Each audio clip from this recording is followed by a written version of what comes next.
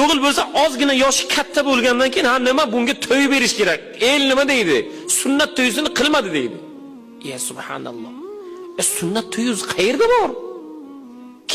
Kim aytgan uni? Hadisda yo'q. Momolar borku, kampirlarni seshanba kuni yozgan kitobini mundarijasida bordir. 2 tiyinga qimmat kitoblarda bordir. 7 yoshga maktabgacha borguncha deydi, buni sunnat to'yisini qilish kerak.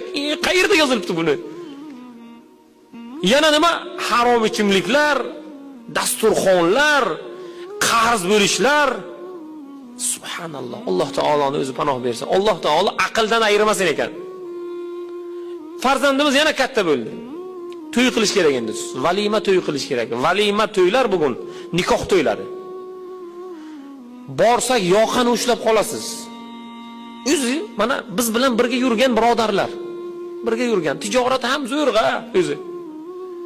Oyligiga zo'rg'a yetkazadi.